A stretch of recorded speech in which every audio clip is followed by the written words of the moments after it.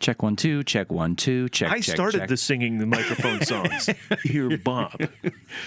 Hey, Johnny, you ever go backstage and just check in on some of those guests you got in the back? All right, I think we are good to go. Are you talking about Ed? Nah, I'm talking about Mr. Lonnie Ed. Anderson. And I don't get Lonnie Anderson.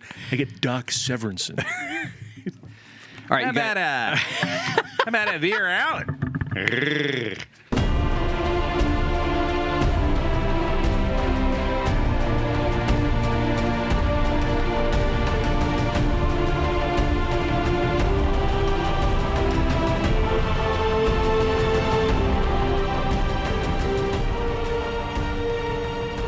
hello and happy New Year. Welcome to the Countdown Movie Show. We're so excited to have you here today. We are here counting down to Avatar, Fire and Ash. Of course, the movie has been released now because, of course, it is actually January 4th. Happy New Year to our audience out there. Guys, did you have a good New Year's? Oh, yeah. Yeah, what did you do? For New Year's? Yeah. I was in a hotel room with my family. Oh, all right. Yeah. So it was a busy New It Year's. was a busy New Year. Very busy. We were all asleep by like 9. I was in Tulsa, Oklahoma. Oh, Yeah. Tulsa, Oklahoma. Yeah. And what did you do there? Well, Oklahoma is okay, as you know. And we This right out of the gate, we're very hey. sorry. We're very sorry. That's it. That's a solid joke. It's a reference, and it's Look, true. I'm not gonna lie. It is It's a in the solid song. joke. It's 100 years old, your joke. How many right, but it's coming back around. well. buddy. Wait a second. Coming Let's back not around. spoil it for anybody that hasn't seen the show. Sean, what'd you do on New Year's? Oh my gosh. Hung out with the family. We just kind of. We hung out. We had some food. My daughter has her first. Oh, are you okay? You're moving around over there. You good? He's just trying to upstage adjusting. you. All right. Sorry. My daughter has her very first boyfriend, and so he was supposed to hang out, and then he ended up. We had been dog sitting another dog that had this very thick fur, and he was really allergic, and he just started sneezing. Oh, no. So he had to go home. So she was bummed about that, but we ended up Well having done, a really Sean. no, Well played. no. I'm That's happy a for dad her. at work right there. No. I'm happy for her. I want her to be happy and all of that stuff. So I celebrate love. It's Yeah. good stuff. No, but we had a great time. We just hung out and enjoyed ourselves, and when my wife and I did actually get to go out to dinner, which was awesome. We never get to go out to dinner. Yeah. So we had sushi, which I love. That's my favorite kind of food. Any Asian food, but mainly Japanese. That's my favorite kind of food. So anyway, yeah, it was a lovely night. We had a good time, and we actually stayed up, past midnight and watched all the festivities and did all that stuff. And yay! So Paul, what did you do? Had friends over, was up till 3, watched all the stuff, had a great time. That's and then I awesome. went to see Marty Supreme, one of the best films of the year. Oh. Oh. Well, okay, wait. Before we get into Avatar, Fire and Ash, what made Marty Supreme one of the best films of the year? A wildly interesting main character in Marty Mauser, or otherwise known as Marty Supreme, in the table tennis circuit. A totally unique plot that you've never seen before. The Safdies, Josh Safdie. If you know Josh and Benny Safdie, they made Good Time, they made Uncut Gems. Then they kind of split up, and I was worried they wouldn't make good movies when they're not together. Not true. Benny made The Smashing Machine, which is good, and now Josh has made Marty Supreme, which is one of the year's best. And Timothée Chalamet is a movie star, and he's great in this lead role. The pace is insane. The story is madness. Remind me a lot of Honora and Uncut Gems. It's like relentless craziness caused by the main character, who you kind of want to care for, but he's so unnerving and crazy that you go back and forth on that, but you can't stop watching. Yeah. Sounds great. Was in terms of the movie season, like to me, the holiday season is a movie season. I felt like Avatar, Fire and Ash was the best thing out there. You're saying this movie was also very good, but I didn't feel like there was a lot of other stuff that I was so interested in seeing. But Paul, you're the cinephile, so educate us. Am I right or wrong? Well, the first thing I'll educate you on was that they put out too many movies at the end of the year. If I haven't talked about backloading on this show yet, that's my term for it.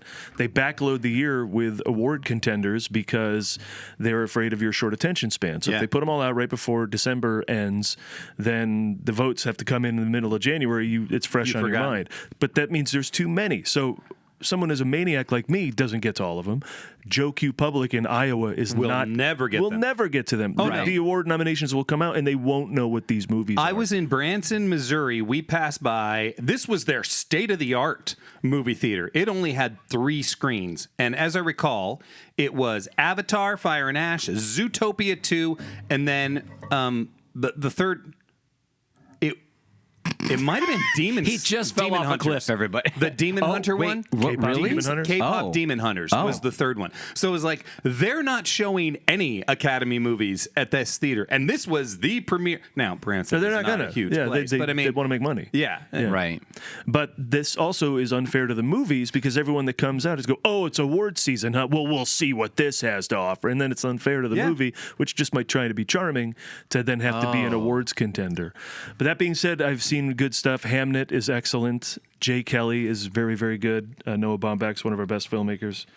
And, you can't have the awards season without Avatar in the mix. And Right. when it's out, it's contending. I mean, Way of Water was Best Picture nominee, Yeah. right? So this could be, but we'll discuss about whether we think it has a shot. Okay, or not. before we get into it, did you guys happen to? So we all went and saw it. If you didn't see our live feed, we did do a quick little review that night. It is available on the Countdown Movie Show on Facebook. Did we post a link on Instagram for that as well? No, I we don't should think pull so. that and put that on Instagram at some point we as should well. also put it on TikTok. There are a number of places we should be putting I mean, things, there's a people. lot of should, but let's not should all over ourselves. Oh, Oklahoma, where the wind comes sweeping down the plains. So, did either of you see it again? No. No. No, me neither. Or I should say not yet. Yeah, I would right. like to- I'm exactly. with you because I'll watch it again. I wanted to see it again, and not only do I want to see it again, I really want to see it. Actually, I want to see it in two. I'd like to see it 2 more times.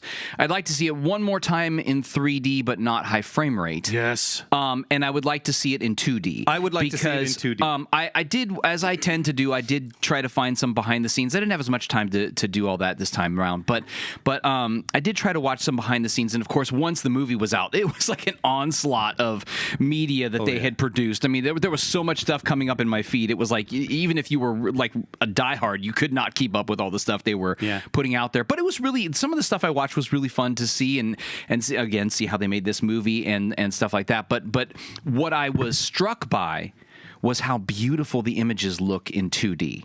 The richness of the images. I was struck by that in 3D. Well, I was too, but as we spoke of that night in the high frame rate, there were definitely times where there was a little bit of stuttering or something in the images. Because they jump back and forth between frame rates, which is absolutely unnerving and makes no sense.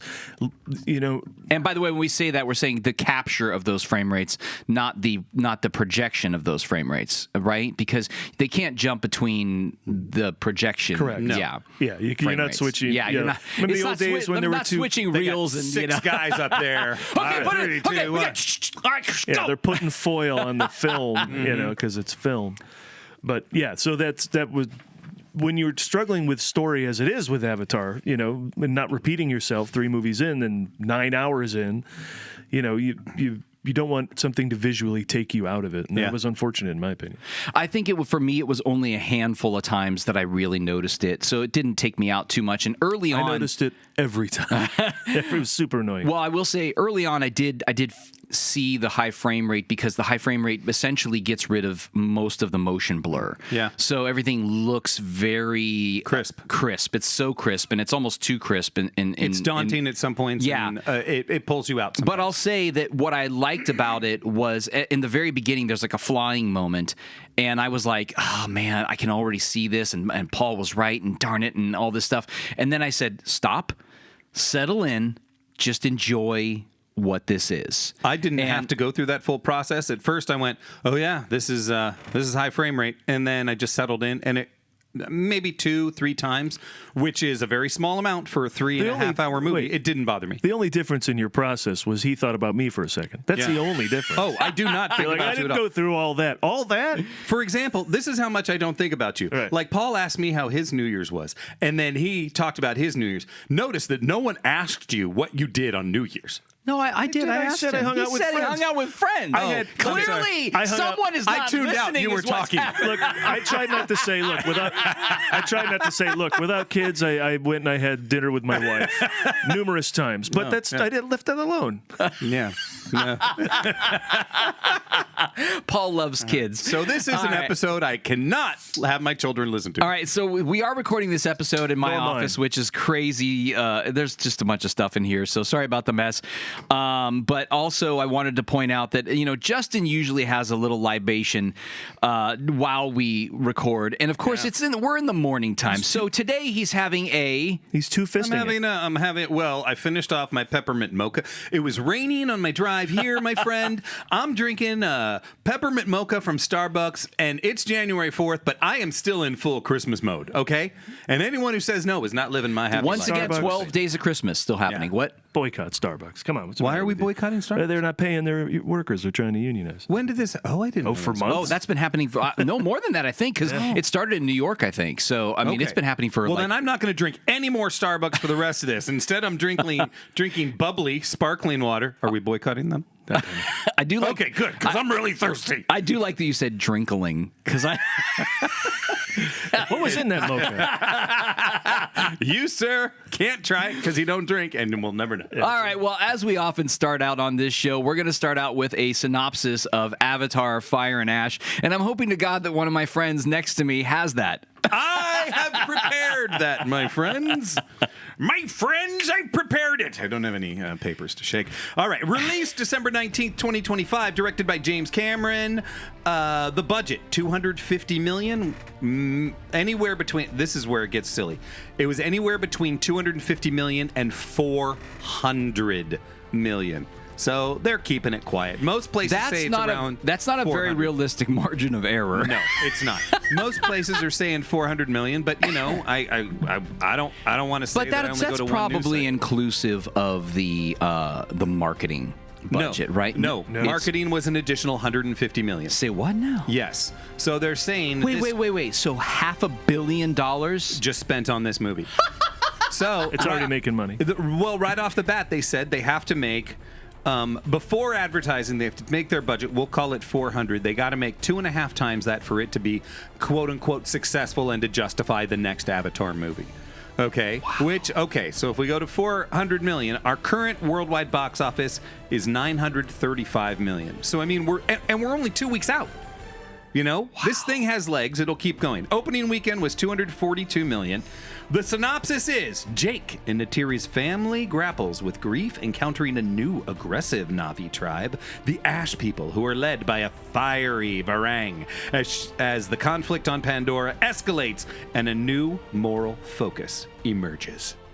Wow. That's our synopsis. That's a quick synopsis for a 3.5 movie that hour has movie. a lot of... Oh, yeah. Honestly, not Because just this a lot doesn't talk happening, about but just like a Lang lot at all. of depth and... Quaritch. It's a really... Wow, okay, that tosses out Quaritch completely. Yeah. I mean, there's a major subplot here. I don't think you could genuinely talk about this movie and not talk about what is happening with Quaritch and how that will influence the next two Yeah, I movies. don't understand. That's But great. That was crazy. IMDb.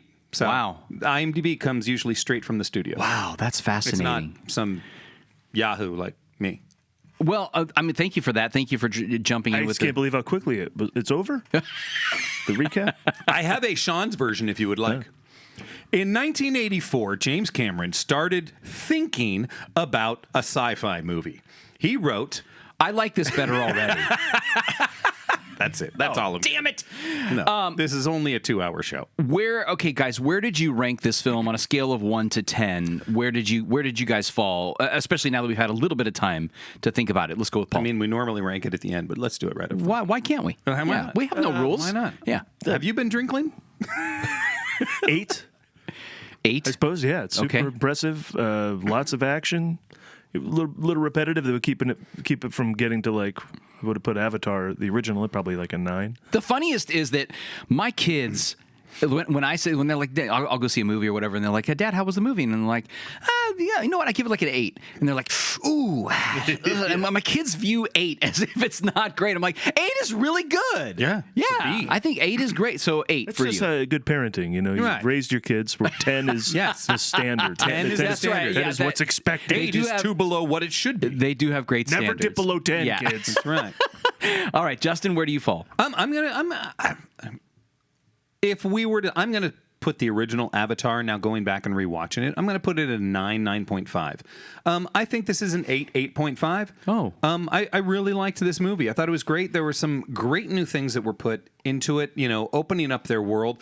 We have been glorifying the Na'vi, right? We've been making them this race that they are all awesome. Even the guys that disagree with Jake Sully, all they want to do is protect their own clan. They're not bad people. All these people are very much with the earth. They're very much awesome. And now we're meeting, no, there are different clans in the Na'vi that are just bad.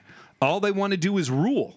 You know, they want to take slaves. They want to be as awful and evil as any of the humans, you know, that have been introduced. And also in this movie, we see a few more that are good humans as well. Oh, that's You know? interesting. Yeah, that is new, and it shows that, you know, obviously Jake is trying to represent good humans, and there are bad humans. There Right. are good Na'vi and there are bad Na'vi. That was an interesting new take, and I think about time we had that. Right. You know, 3 movies in, but And 9 even- hours in, right? whatever. And even Neytiri early on, you know, showing her racism towards humans. Yeah. Of just like, here's someone who is very good, Yeah. very good. Yeah. And now we're illustrating that she's just a little bit racist. Yeah. And there's pain, you know, the whole idea of the volcano destroying the villages of the Ash people. Yeah. You know, and I was they're just gonna like bring- turning their back on their god. I was just going to bring that up because I think that they do a good job of justifying our bad woman, I guess I'll say, Right. Because she really they lost everything, and so that anger and that pain is very deep. I love justified villains. Oh, yeah. I can't stand villains that are just evil for the sake of evil, although we do see that in our world for today in real life. But yeah, I like it when I wouldn't say justified, maybe motivated is a better word. By the way, I'll give this. I want to give this a 9 just out of the gate. I thought it was great, and I give the experience of that evening with you guys a Oh my 10 gosh, plus yeah. because we had such a great time. We saw it at the Grauman's Chinese Theater. Always great to see the hands and footprints and the stones out there of some of our favorite actors. Our evening was and- spectacular. Yeah. Including Cameron and John Landau. Yeah. Yeah, Exactly. Yeah, so it was just, if you get a chance to come to Hollywood and see a movie there, it's worth seeing. It's a different experience than the El Capitan, but I think an equally fantastic experience nonetheless. Going back to what you were saying about good villains, you know, good villains are justified. Thanos genuinely thought he was doing what was right. Older Thanos, young Mad Titan Thanos, okay, you know, maybe just out a little bit more for blood. He was going to enjoy it. But I was watching Fellowship of the Ring with one of my sons yesterday, and I was explaining to him the complexity of Boromir. And I said, this is why Boromir is so great, because look he's taking broomstick-size arrows to the chest, and he's continuing to fight to defend his halfling friends. But he still believes they should have taken the ring and they should have used the ring against Sauron. You know, he still believes we're all going to fail because we're not doing that. But he gave an oath that he's going to protect them. So he's not a bad guy. He just really disagrees. Boromir. Yeah, no, he's not a bad guy at all. He's part of the Fellowship. He is a part of the Fellowship. Yeah. But it's just like the ring does take over. I thought you were going to tell us about how Sauron was a bad guy or not so bad guy or understandable bad guy. Well, what I'm saying is my son thought, well, Boromir's bad because he keeps turning on him. I'm like, well, that's the ring influencing him. And, you know, he's like, but he argues with them. He argues because he just disagrees and he's kind of passionate, but that doesn't mean he's a bad guy. And then we watch. I'm like, see, he died defending. He is bad these people. guy, but not bad guy. I would say Come on. Wreck-It Ralph? Nobody? Insert 5 seconds of pause, and then Paul and I will continue with what we were talking about. Well, by the way, if you see a blank look on my face, it's because I've only seen the Lord of the Rings movies maybe once. No. Yeah. I watch Fellowship every year around Christmas. Wow. Wait, why Christmas? It came out Thanksgiving weekend. And so it's Wait, always why been Christmas? a Christmas movie for me. It's always been. I'm drinking.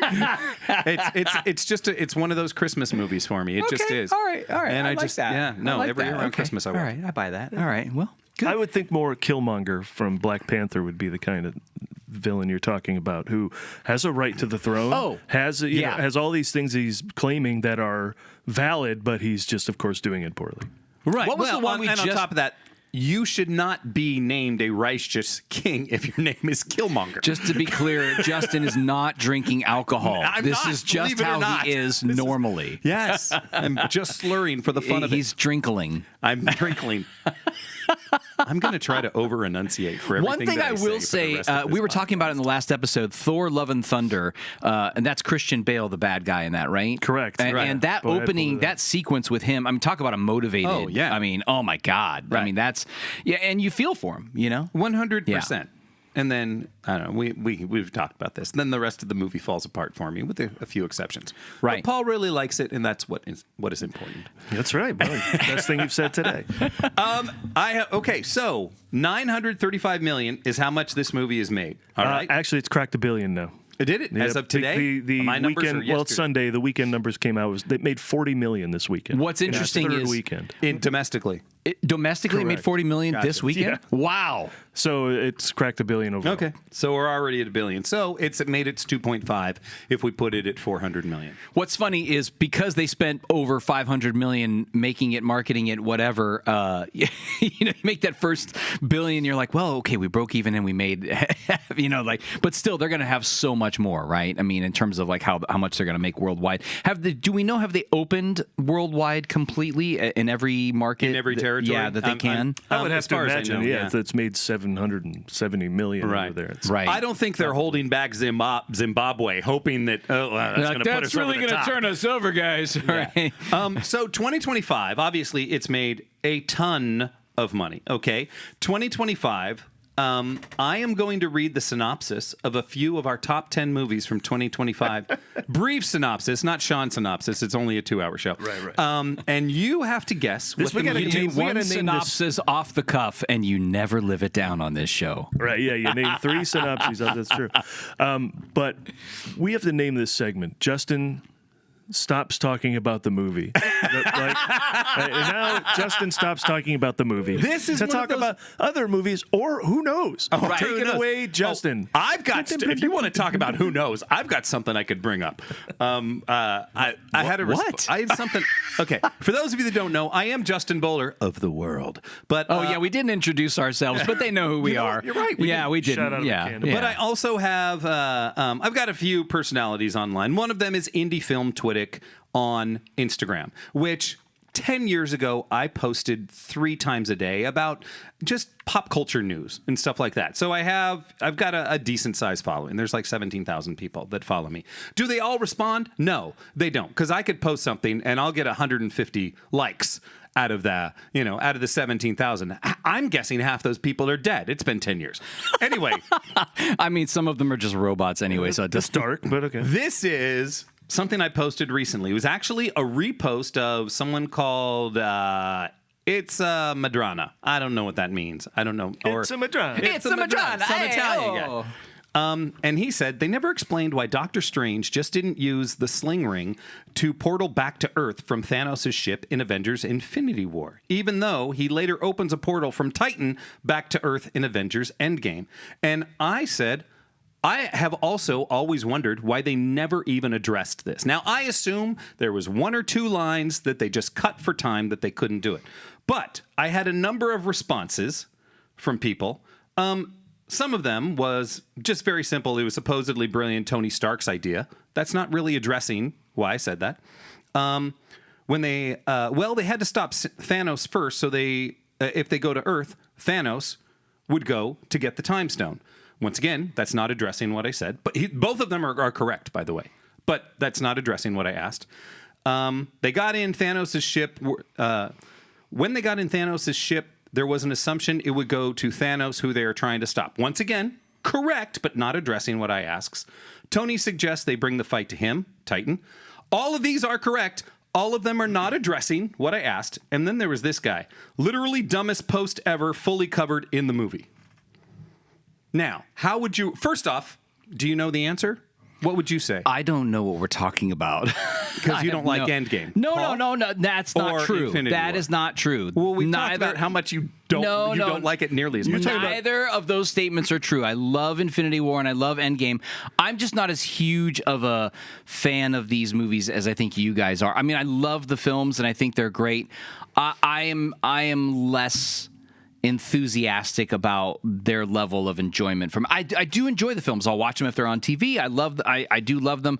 I don't purposefully seek them out again and again, as I think maybe you guys have watched them again and again. I haven't. So Okay, so you're saying on Titans, Doctor Strange has a stone that Thanos wants. Why doesn't he use the ring to get off that planet? No, I am saying when they are in the ship, why didn't he just use the ring, or use the time stone, or create the sling ring for them to just go back to Earth?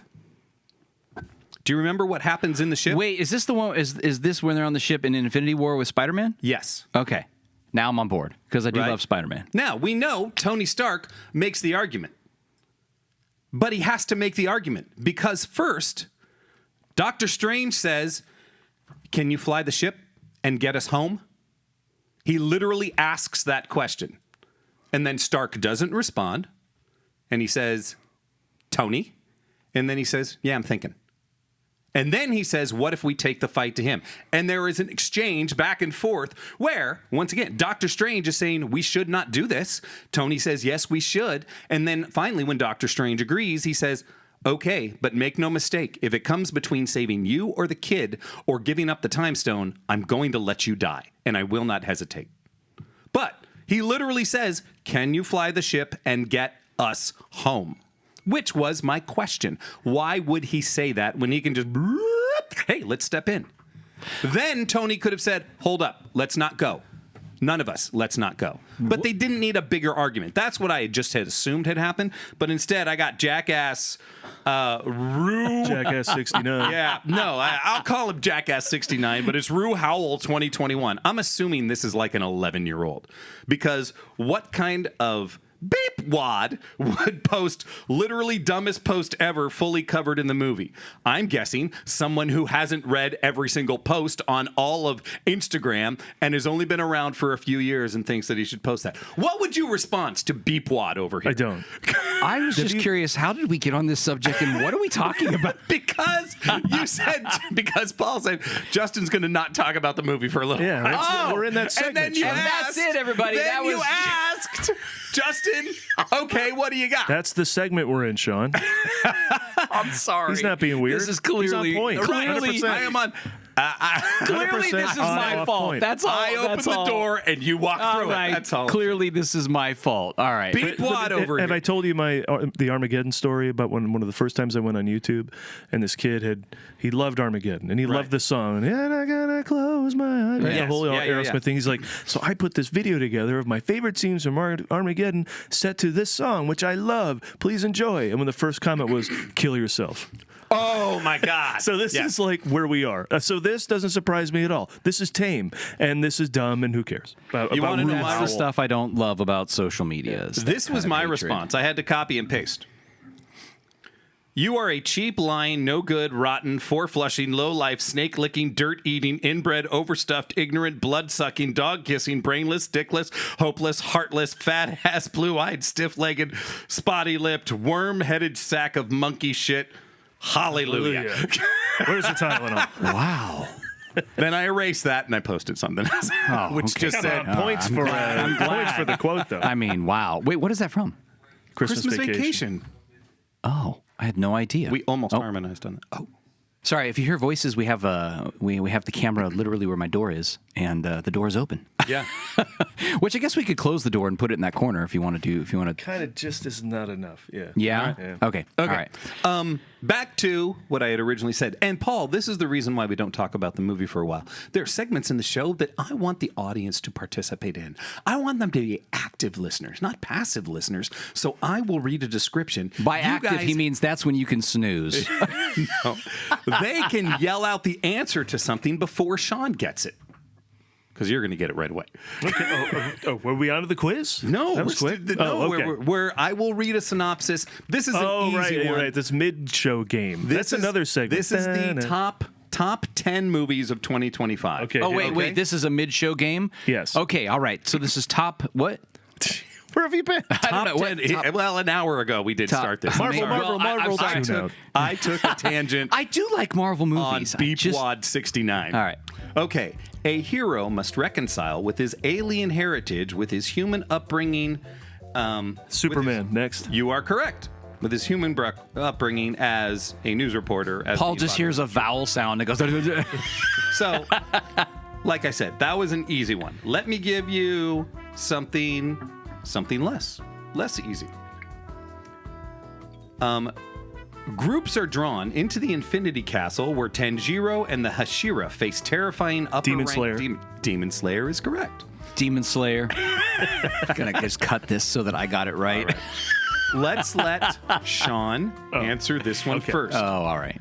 A lonely Hawaiian girl befriends a runaway alien helping to mend her fragmented family.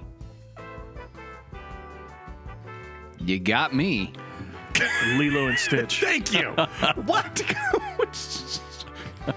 All right. Lilo and Stitch, I tried, guys. I Okay. watched like a few minutes and I was out. This is for Sean. A family grapples with grief, encountering a new aggressive Na'vi tribe, the Ass People, who are led by the fiery People. Varang. I heard ass people too. Conflict on Pandora escalates and a new moral focus emerges. Avatar Fire and Ash. Hey, Sean got one of those. Ding, ding, ding. I'm on the board. All right. This is the #1 movie of 2025 as of yet. Minecraft. After a great catastrophe, See? the souls... Only a vowel sound. He said, Minecraft. Oh, listen to this. After a great catastrophe, the souls of Niza and Abing are saved, but their bodies face ruin. To give them new life, Tei Zenran turns to the magical 7-colored lotus in a darling bid to rebuild them and change their fate. Are you talking about worldwide box office? I am talking about worldwide box office. Niza. You are incorrect, sir. Oh, it's not? The judges say no. Sean, would you like to guess? Pass. Niza 2. Oh, right. Yeah. Okay. Casting. Ona Chaplin from who played Varang, who played our femme fatale on this. Do you know where we have seen her before? Well, she's the granddaughter of great-granddaughter of Charlie Chaplin, which makes sense why she's so good with her movement. Oh right? my God, Come on. she's just amazing, and they managed to make a CG character sexy. Oh my God, so right? sexy, You're like, right? what? What is happening? And sexy and dangerous. And dangerous. Oh my God, she is so Lady Macbeth. Yeah. I like the hiss-offs. Ooh, she love has. that. She's Lady Macbeth. Yeah. Oh yeah, the hiss-offs are great. She is the great-granddaughter of American playwright Eugene O'Neill. What? Yes. I didn't know. That's so cool. Okay, come on. Talk about... I mean, oh my God. On one side, you got Charlie Chaplin. On the other side, you got Eugene O'Neill. With those kind of genes in the pool, right? Like if you suck, you go away. Like, Right? like That's you on have you. to be brilliant. You're right. Yeah, like It's you on have you. to be brilliant. But do you know where we have seen her before? No. We saw her in Game of Thrones. Oh, that's right. I read that after I looked up. Talisa Mager, I think is her name. Talisa Mager was her character's name, also known as Talisa Stark, because she is brutally murdered with her child at the Red Wedding. Spoilers. Wow. Sorry. If I had season 1. If I had seen any of that, that would be You've never amazing. seen any of Game of Thrones? I saw like one episode. The first 5 seasons are so good. Do you do this show with us just so you can see stuff? Yes. Because otherwise Yes. you see nothing. That's right. I'm guessing. I don't Okay. have time. Well, I'm Yes. glad we can I don't provide have- that service. Yeah. No, I mean literally. I just It's a don't good have thing time we to watch take him to anything. movies Yeah. so we can see them. Yeah, I have realized that I have to be intentional with things, otherwise they don't get done. Yeah. So we have seen her before. I thought that was fascinating. I'm like, wait, we haven't seen this actress in 10 to 15 years, and she played such a huge role back then. And as that role, so charming, so sweet, so lovely. You know, Stark, Ned? No, not that. That's the older one. What's the young one? Rob. Rob Stark has to fall in love with her and turn on who he is intended to be betrothed with. So she has to be lovely. And this is the exact opposite character, femme fatale, who's mean and plotting and evil. I thought this was just two great character juxtapositions. I like that you did 6'7" Yes. for 6'7". There was just 2'6" for the juxtaposition of the two characters are just fantastic. One of the things in the behind the scenes that was interesting about her work was one of the things she trained on was not blinking. She practiced not blinking, and I think that really comes across in the performance. And I've thought about this in terms of film acting, that and television acting too. But like, you really do have to like keep an eye on the amount of blinking that you do, because your eyes being the windows to the soul and the camera being so close so many times, it really does have an effect on how much you feel, how much you connect with that character. And if there's too much blinking, and she saw the power in just like this like intense stare. And if you look, I mean, it's definitely in there. So I thought that was interesting. Joel Osment in AI never blinks. Do you know who you sound like right now, Sean? Who's that? Michael Caine. Oh. That was part of his acting on film technique. Oh, yes, that's right. I totally forgot about manage that. the blinking. Yes. I totally forgot about that. You're right about that. I love that. He's so great in that. Yeah, he's such a good teacher. Michelle Yeoh and the misdirection of Michelle Yeoh. For years, it's been reported that Michelle Yeoh would debut as a character in Fire and Ash. However, James Cameron recently clarified that while she is cast and she has filmed many scenes previously, her character is actually being held for Avatar 4 and 5 to better fit the narrative. Oh, that's interesting. We don't know who she is. Now, he has come out in many interviews saying that if this movie does well, which he said for some of the others too, if this movie does well, they will continue. But I also saw a Hollywood Reporter piece where he basically said he didn't want to do any more of these. He wants to do something else. So is that just clickbait? False? Like what? Where do we fall on that? Well, I can tell you he optioned the rights to the book Ghosts of Hiroshima, and wait, that's being made already, right? I think that's already in production. Well, he's going to make it. Yeah. So I don't know. I think that's already in production. Oh, well, then he's not doing another Avatar movie. Yeah. So then there's your story. Maybe he'll produce maybe it. not Maybe right he's away. not going to direct it. Yeah, I don't know. What was the timeline we had said before? Who else can do this? 2020. I mean, I don't know. Yeah. You know? That's a good question. I mean, Fincher's stepping in for Quentin Tarantino with a Once Upon a Time in Hollywood prequel. Are you serious? I can see that. Oh, wow. But I can't see anyone else making it. Paul, I think you are disregarding Terminator 3, Terminator 4, Terminator Salvation, Terminator Rogue Nation. Titanic, too. Do you remember when they did that SNL sketch about Titanic 2? No. It was called Titani because like the C made it look like an E, and they're like, "Oh, we found Titani," and it was a whole I don't know, whatever. Anyway, yeah, he's talked about that, but I'll be honest with you. Even if it makes $2 billion, I wouldn't be shocked if Cameron's just like, I'm working so hard, and all you dummies just want to watch crap on your phone. I might be done with you. He might just be like, that's enough. I put so much into this, and you guys are going to watch people fall down on your phone. Yeah. Well, much like George Lucas, has said, like, there's other stories he wants to tell, and I mean, so we'll never hear from Cameron again. Exactly. Yeah, he'll do one movie and then we'll never hear. Well, we'll see what happens. I mean, I think he'll continue to do movies to make movies. Maybe he wants to not have to deal with so much technology. One thing I want to get into, and we don't have to get into it now because I know we're talking about cast, but I do want to talk about the art of this movie because the art goes very, very deep. Oh, yeah. And anyway, go on with the casting. David Thewlis. I didn't even realize was in this movie. I didn't recognize his voice. I don't know who that is. He played Lupin in the Harry Potter films. He was fantastic in Fargo episode season. Who's 4? Lupin and Harry Father? Harry Father. The hell? I thought you weren't watching stuff. I think you've been drinking. Harry Potter. Who's Lupin? Lupin is the werewolf. I think he's in 3, Oh, right? I love him. See the Dark Arts feature? Yeah, and he's fantastic. And then he continues on, especially in 5. Oh, yeah, 6, yeah, and yeah. I 7. love him. He's so good. He is good in everything that Yes. he's in. He plays a despicable character in Fargo. I'm pretty sure maybe it's season 3. You're going to have to help me on this, Paul. I've only seen season 1. Season maybe it's season 3. It's the one with Ewan McGregor where he plays twins, and he is so despicable. I just immediately went to twins with Arnold Schwarzenegger. And he's I just picture Ewan McGregor doing an Arnold Schwarzenegger. Anyway, he's great in everything that he's in, and he's the leader of the Wind Traders, and I didn't catch that at all. Didn't know that at all. No. Didn't catch, if I went back and watched it, I don't know if I would recognize the voice, but it's like I didn't notice it at all. And he was fantastic. Absolutely loved him. Yeah. Yeah. Wonderful casting there. Also, the original film was rumored to be Avatar, the Seed Bearer. I'm glad they scratched Yeah, that. That's a terrible, terrible title. The Seed Bearer does not make anybody want to go to the movies. Yeah. And then, even as pre-production, one of the biggest things about this film, as with the previous films, there's so much that's done in pre-production, you can't just call it pre-production anymore because it's actually production, you know? Well, some people... And post, I'm for that assuming matter. you're referring to the pre-visualization Exactly. process. Two edits, two cuts. Yeah, because the pre-visualization process... It basically used to be you would do a shot list and then you do storyboards, maybe.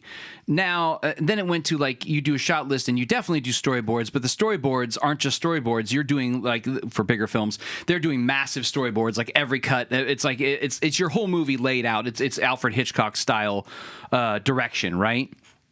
Then pre-visualization came on the scene, and you can, in the computer, do essentially a CG-generated sort of version of your... An animatic, even, if you want. Animatic, that's better. Low res, low and you can adjust the camera and figure everything out. This is when we're going to move the camera, and this is how we're going to do this, and this is the lens that we're going to have, and all of that stuff. So you essentially go into your production process with so much information. For those of you at home that don't know what an animatic is, it is a very low resolution, kind of rudimentary. Think of it as almost a sketchbook where you're just flipping through basic shots and they're kind of animated together, but not especially good. Maybe you will see some fluid movement, but you won't have backgrounds, you won't have anything. It'll just be focusing on whatever the director wants to focus on for that individual shot. Somebody's hand coming into frame, somebody speaking with someone else, maybe a rough fight scene, that kind of thing.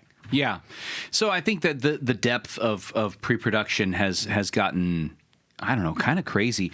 It's almost one of those things you're making your movie several times. Yeah, you are. I mean, they literally do 2 edits. Cameron goes through and he has the actual on-set edit, which is them in front of blue screens with dots all over their face and the motion capture suits and everything. He makes the entire movie of that. Right. Then they digitize it all and they make everything, and then he re-edits again after that. I'm glad you said something because I want to change our language a little bit. Yes, exactly. I want to use a lot more F words this year. No, I'm joking. No, You know what Sean always says? It's, Swahili bush people everywhere are going, why did he say that about my grandmother? And with a terrible accent. We talk about it being motion capture. Yes. And I want to change that because in some of the behind the scenes, they refer to it as this, and I think we should incorporate this. It is more than that. It's performance capture. Okay. These guys and gals are doing performance. Right. Everything that they are doing is a performance. Yes. It's performance capture. To me, motion capture is I need to record in the computer how how a body physically falls down or how somebody jumps out of the way so that I can take that and I don't have to do a bunch of keyframes. That can be all my keyframes for my animation and I attach that and boom, I'm done with that thing. Which, when it comes down to it, there is a performance aspect to it. I wouldn't put down anyone. I have a ton of stunt friends, and they do a ton of stuff for video games. Right. Doing motion capture. I would say even that, to a degree, is performance capture. It is, yeah. But I get what you're saying. This is way beyond just movie. Yeah, I just think that motion capture makes it too technical. It is performance capture because there is such a creative aspect. This is why I said I wanted to get into the art, and I'm going to start now. Because the art of this film is so deep. And all of us being actors, what I love about this is the performance capture is happening in a space that is truly supportive of the actor process. Yes. That's why Ona Chaplin is so good. It might be Una. And I think it's Una, by the way. It's double O. Oh, double O-N-A. Yeah. Una. That's why Una Chaplin is so good, because she, had all of that physical movement, all that, I think she was a dancer too and things like that. And like but everything that they were doing on set was, she actually said it in one of the interviews. She said it reminded her of like acting school. You're up there and you're doing stuff and you're having to imagine that there's a fire and that you're dancing around the fire and that everything is, that you have to imagine all of that stuff. No different than what we've done in acting classes or shows or whatever, where you're on stage or you're doing something just at a class or whatever, and you got to imagine, you have to create everything in your mind, and it has to be real as it can be, or of course you're going to get called out in the class or whatever. Right. That is the level of performance work that is in this, that has been in these movies, and that I think needs to be celebrated. This is why I keep saying they need to keep nominating these folks for Best Actor or whatever, because these are acting performances. At one point, I think in one episode you said something about it, kind of like a voiceover thing, but it's not. It's way their performance is all over the place. It's physical. It's emotional. It's visual. It is true acting, and they talk about it being very pure. Sigourney Weaver in several interviews talks about how she just can't sing enough praises about James Cameron, about his process, about how much it was supportive, about like the joyfulness of all of it. And by the way, some of this they're doing while again underwater, holding their breath forever. There's all these production. There's all these great shots of Sigourney Weaver as a whatever she's supposed to be, like 16, 17-ish, whatever. In the water, was smiling and looking around and all this stuff, and you think to yourself, yeah, whatever. No, she's underwater, smiling, looking around in real life, and they captured it. And so it's almost like the CG on this, as they mentioned it in the very first one. They said it's almost like digital makeup.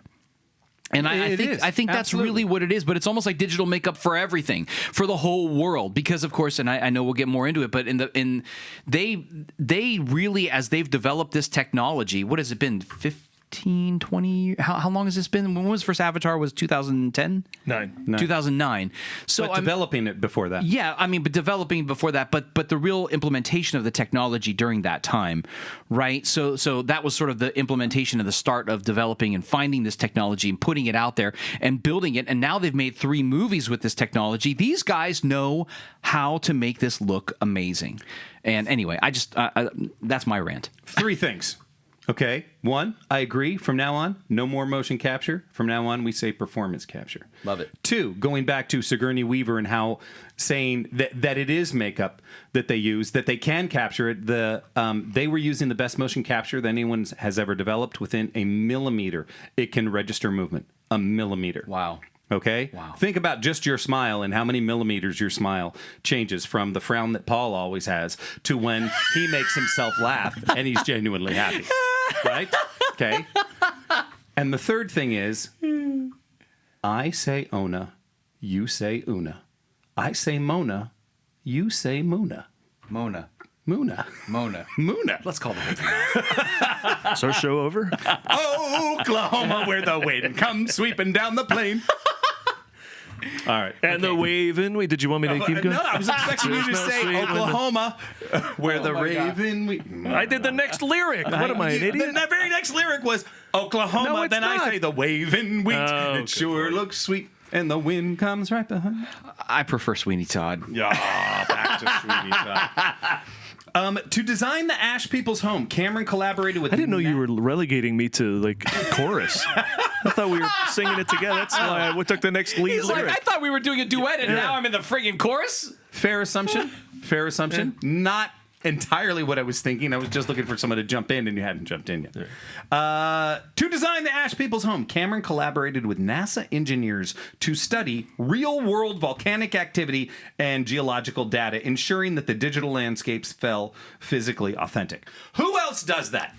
Name a filmmaker who goes, you know what, if we want to know exactly what's going on in a volcano, I need to speak with someone at NASA.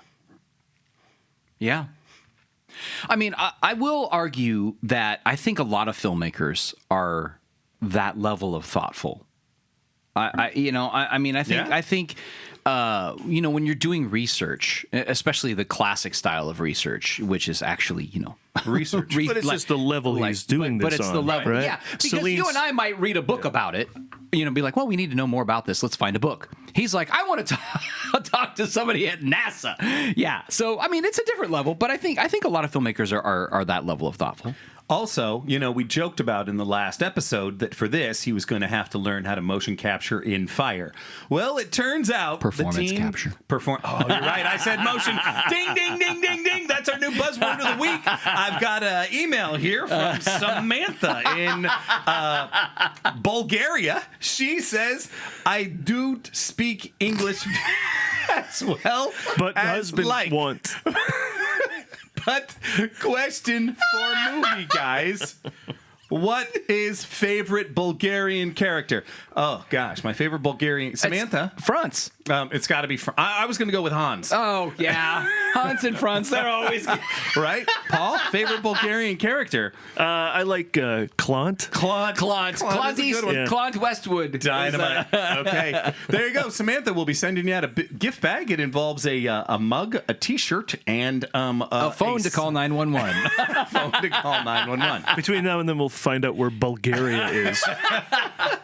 The team developed a proprietary thermal capture system to record heat signatures, allowing the digital fire and volcanic environments to interact realistically with the characters. What? So they wanted to know, how does smoke and fire interact with a person if they're walking through it, if they're constantly walking around it? Because that's what they do. Right. They're constantly dancing around the fire. So once again, oh yeah, we know what fire does. No. Cameron says, we do not know what fire does. We're going to create a new thing so we can honestly see what smoke and fire does when people are dancing around it. That's his level. That's next level. Wow. I don't know if I've told you this, but I told Paul this. Maybe I said it on the show. I've been drinking. So I think James Cameron is from the future.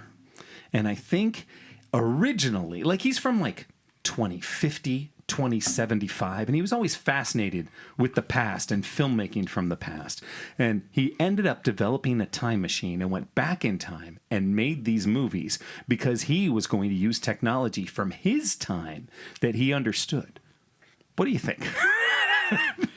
I think there's a few flaws in that. If I were from the future, I'd probably make movies. Yeah. Right? Yeah. And wouldn't you say, I bet I could make the biggest box office movies of all time? Yep. Yeah. I'm just saying.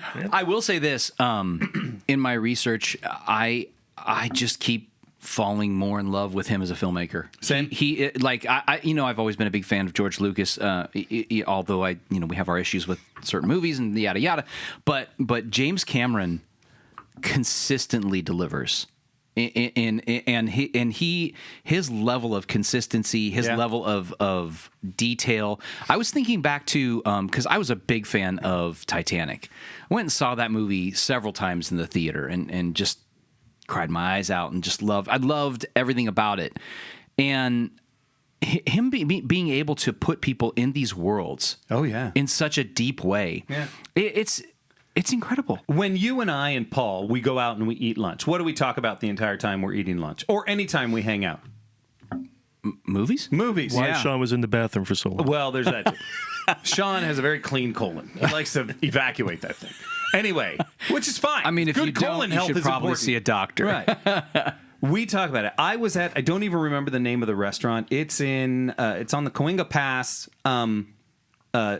just west of Universal. It's an Italian restaurant that had been there for years and years. It's one of these places. Michelli's. Oh, yeah. It wasn't Michelli's. Michelli's has the singing waiters and waitresses. I don't think this place is there anymore. It's a little further into the valley. Only 3 blocks. Anyway, it's one of those places that you can go and hang out with people who are in the industry. You go there and it's just oh my God, I haven't seen so-and-so in so long. I just, I worked with him on a film 10 years ago, how he's doing.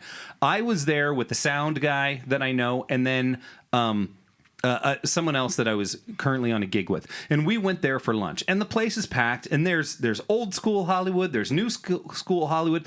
The place is for people who are in the industry. And at one point, we're eating lunch, and we sat out there for like 2.5 hours just talking about movies, telling stories about things. And at one point, I told a story, or my friend who was the sound engineer told a story about how he had worked with Cameron. And he said he is demanding. He said he's not a bad guy, but he is demanding. If you do not give him what he wants, he's going to let you know. And then I forget what story I was telling from someone else that I knew that had worked with him, which wasn't particularly great. So his name had come up in conversation 2 or 3 times over the course of like 2.5 hours while we're sitting there. And we're clearing the place out, all except for one table, which is this old couple sitting over in the corner. And finally, we continue to talk about Cameron, and we're continuing to talk about it. And the old guy gets up, walks over to our table, and it's James motherfucking Cameron. And clearly he had heard what we had been saying. And he's looking at us.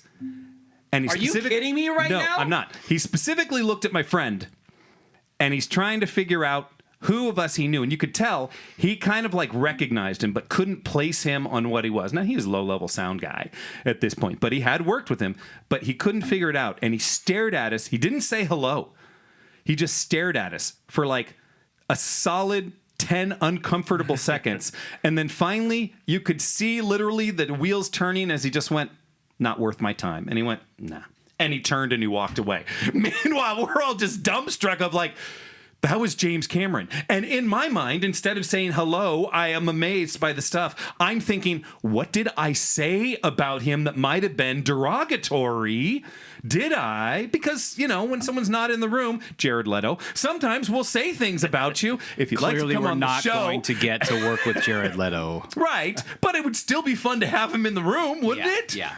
You know, Garrett Hedlund, I would love to have in the room because we saw. you would not. I would, because we've No. seen him be good since then. Paul, I was just recently in Tulsa, Oklahoma, and I'm going to watch Tulsa King someday, and I'm going to say he's great in it. Okay? But it was one of those where it was just like, I was dumbfounded because I didn't know if I had been insulting him for 2.5 hours. That story is crazy and unbelievable, and I can't believe that happened.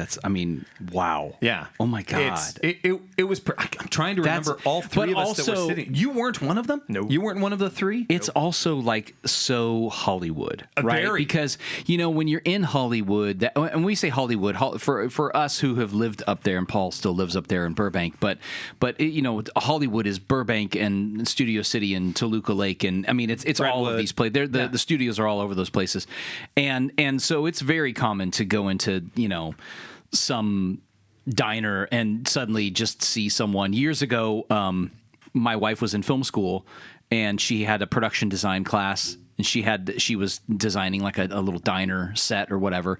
So she had to go take pictures. So we went to we went to Bob's Big Boy. And so we were like, hey, can we just take some pictures? Just want to get, and they're like, sure, no worries. And so we just go in there and start snapping. And this guy is at the bar and he starts kind of doing one of these where he's trying to hide his face and whatever. And we're like, what the hell? And then later on I look at that, I'm like, oh my God, that's Drew Carey. And we just like totally took pictures of him. We didn't, we probably looked like a couple of tourists or whatever, but that just shows like that's why these things happen, right? Because they're just living their lives. I was in Santa Barbara. I was working as a producer at a small production company up there. We're shooting at the Santa Barbara Zoo. I think Paul has heard this story before. And we're shooting educational videos. These aren't, the schools have to individually buy these things. That tells you how long ago it was. They would buy the DVDs of them. They weren't shown anywhere. It was all private stuff. So anyway, we're shooting at the zoo, and I'm standing there, and I'm with my clipboard, so I guess I look kind of official, and this guy walks up to me and goes, hey, my kid, he was feeding the goats out of that little thing, that little plastic paper cup, and the goat ate the whole thing. I don't know if there's anything. I was trying to get a hold of those zookeepers in the pen, but yeah, hey, buddy, they're just not... They're not responding. I can't wait to find out who you're doing.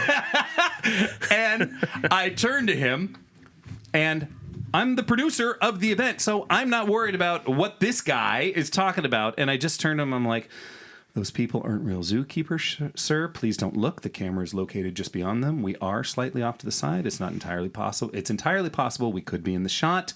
They are just actors. We're shooting something right now. Okay, we're doing a production. Please don't look directly at the camera. And he goes, huh, all right, buddy. And then he just turns and walks away. So we finish shooting the scene. One of the actresses comes over and she's like, holy crap, what did he say? And I was like, who? The guy you were talking to. I said, well, he said that his kid accidentally fed one of the goats a paper cup. And he said, that's crazy. Does Dennis Miller live here? And I went, that was Dennis Miller? And she's like, yes. And then I turned and I can see him from 30, 40 feet away. I'm like, I just mansplained production to Dennis Miller.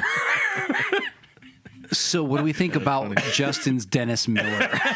Hey, buddy. Hey, man. Babe, look, babe. It's like if Dennis Miller and Sammy Davis Jr. had a baby, that would be Justin's impersonation. I don't really of Dennis have that Miller. listed as something I can do, but I'll take He was that. gnawing on that. He was gnawing on that paper cup like Fatty Arbuckle going down on a Twinkie, man.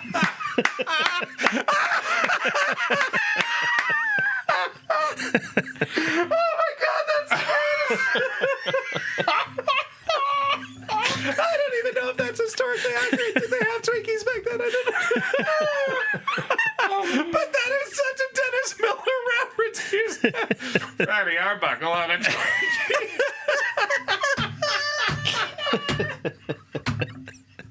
Oh my God. See, you talk about my tangents, but we wouldn't have gotten that brilliant had I not told that I mean, mediocre it's true. story. It's true. It is true. I got a celebrity story, but I'm not telling it now. I'm done. I'm out. You're not going to top that. Mic drop. Boom. Fatty Arbuckle. Anyway, I don't know how we got on any of that. I think it was because at some point I had corrected you and said You were performance talking capture. about the art. We're doing art here. This is art, sort of. Much of the performance capture, I said it correctly, for Fire and Ash was actually completed during a marathon production of The Way of Water. This was done essentially because in Stranger Things, they pioneered this. We cannot take a break because these kids are going to turn into adults in 5 seasons. We can't do 2 years in between. So they literally started shooting things back to back to back for Way of Water, for Fire and Ash, and even for the next 2. And if you look for videos, we'll try and actually post this. Sam Worthington talks about is it Sam Worthington? I always say, literally every time you say his name, I go, and his dog Spot. I posted a few literally of those say videos. it in my. I know I saw that. I literally say it in my head every time. I'm like, I said the right one. and he deserves more because he's a good actor. Right. But boy, oh boy, I just Sam can't stop. Worthington has talked about how he is shooting things for 4 and 5, and he said, my character is in a completely different headspace, and I'm going back and forth of shooting stuff for Fire and Ash, and then shooting stuff for 4 and 5 later on. He's like, I'm going back and forth, and he said, it's difficult work. And anyone, those of you that are at home that aren't actors, anytime you shoot out of sequence, it makes it harder for an actor, especially for someone like myself. Which, by the way, is most of the time. Right. I'm theater trained. You don't jump back and forth. Every night you do the show in chronological order, unless you're doing Pinter.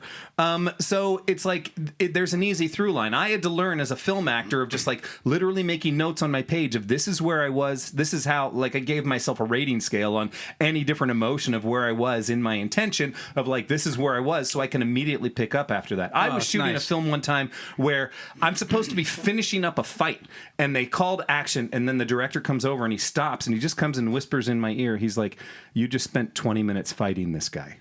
Because I'm starting the scene as just like, no actual physical recollection of I've been huffing and puffing for 20 minutes. Right. I just started as a regular guy. He's like, do you want to? I'm like, I need to go exercise. You got to give me 5 minutes and I'll come back in and do this. But it was just like, So to be in a different headspace and jump back and forth, kudos to Sam Worthington for being able to do that. And I imagine it's whoever played Spider that's got to be the most... Film all your crap now. You're just getting older. Oh, 100%, because they're not going to be able to de-age you. That's true. Yeah, you are correct. So basically, they were talking about it was a marathon of 18 months of shooting Way of Water, Fire and Ash, and even some of 4 and 5 because they had to get the kids. I'm assuming we're going to see a time jump.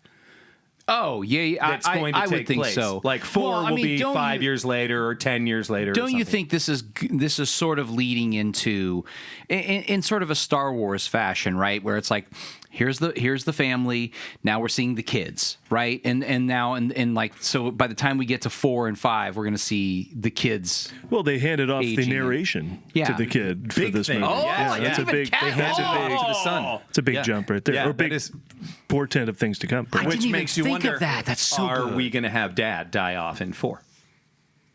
I mean, you Thought he might could have died off in this one. Spoiler: he did not. you could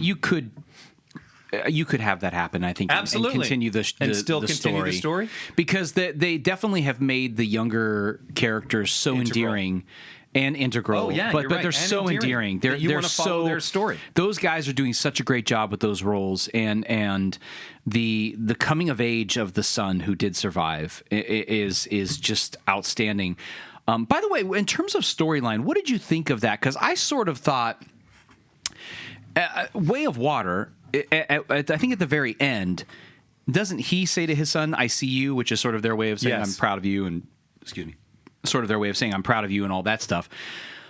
But then we start this movie out, and there's still tension between them about little bit, they have a yeah. lot of tension about and I don't know if that's because maybe some time has passed and they're it's sort of hitting them more that the other son is dead, and part of that's kind of because of this son, and I don't know what you guys thought about that. I thought there was a nice arc. There was still a little bit of tension. It's still lingering, but you also really see him slowly start to. I think as he sees Neytiri, and Neytiri, if he's put up on this pedestal, is the ultimate now saying, "Wow, you're racist, and you're racist against our kids because I used to be human, so they're part human." Like, I think that really starts to make him self-reflect, because it's not long after that he says, "You're coming with me, but I need you to take care of them." Mm-hmm. Okay, I need your help. We're doing this together, but I need you to stay with them. Which is one thing that is interesting. I did have a thought about, because there are spoilers in this, so get ready. By the end, again, he doesn't listen to Dad. He doesn't. He still goes off and does his own thing. Now it works out, but I mean, again, it's like, I don't know. There's never any real payoff for that. Like I've learned that lesson. Maybe I need to stay in my lane sometimes, right? Well, and I don't know, but maybe to him, staying in his lane is being true to himself. I don't know. What do you think? Two thoughts. One, we know Jake Sully very much keeps referring to the military background. You disobeyed orders, and I think his son is coming at, I have ideas too, and it doesn't mean that they're wrong, but I think we have to see some reconciliation there where Jake says, "What do you think we should do? What is your idea? Yeah. Let's try that." I would love to see that. That's great. I think that's coming. Where do you weigh in on that, Paul?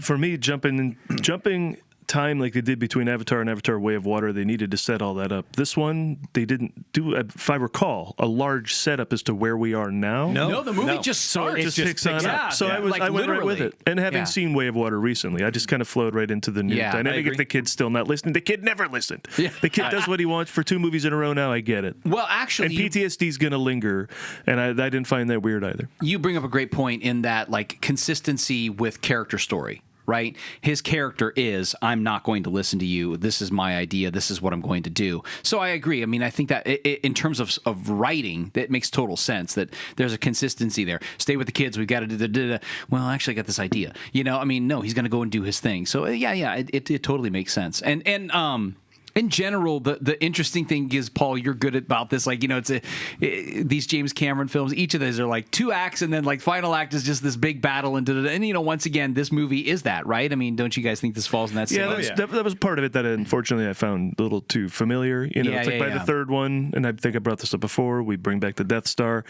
because we couldn't come up with anything new. So here, the same boats come into the same reef, the same boats. Right. They just got those robots building them really fast. They are bigger. They're bigger. The one boat is much bigger. It's kind of the same. Right. I suppose that's true. I mean, how much bigger can these things get? Like, at some point, it's just a planet. And do we need Pandora? Just put all the humans on a big ship. Sure, right? have those little robots build a planet. Right. But yeah, so that was all kind of familiar. So I wish it wasn't. But within that, they kicked ass. But there was still pathos in that, in the, once again, spoilers. Obviously, if you're listening to this, spoilers are coming. With the killing of our chief whaler, our Ahab, so to speak. Well, finally killing him, right? yeah. Because I didn't. He was back and he's got the robotic arm, and you're like, oh boy, Yeah, this exactly. this guy's literally Captain Ahab, right? Yeah, exactly. Yeah. We took one of his limbs and we replaced it with what technology they had at the time. Yeah, which was nice, and it was a nice pathos. But going back to your point, Paul, of just like, okay, so nature overcoming all the machines and everything. We've done this 3 times now, right? We just keep adding a different. So in 4, is it going to? Oh well, no. There's a dinosaur that lives in a hole, which is going to come out, and no one bothers him. I mean, I feel like that's the problem with all of these kinds of movies. Go ahead. What were you gonna say? Cameron's pulling a Lucas. He won't stop until each movie explores a new terrain and weather condition. You are correct. We have Avatar Snow coming in soon. Yeah, probably next. That'll be interesting. Yeah, and then Avatar Swamp. But I will say he does a good job of making you care about the characters. Oh, I think he does a good job of character development. Yep. And the family aspect, and also exploring themes that we're dealing with in our real world. Yeah.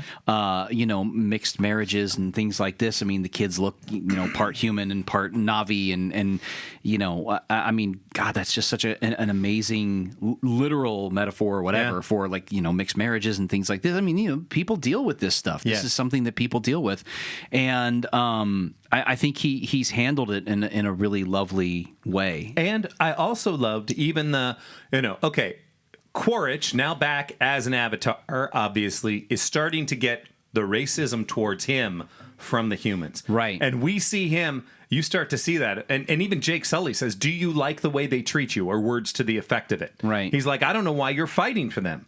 You open up your eyes, you will see what we see. I think and the reason why they've kept bringing him back, he's a fantastic actor and a great performance. But I think we're seeing he's eventually going to switch over to the Na'vi side.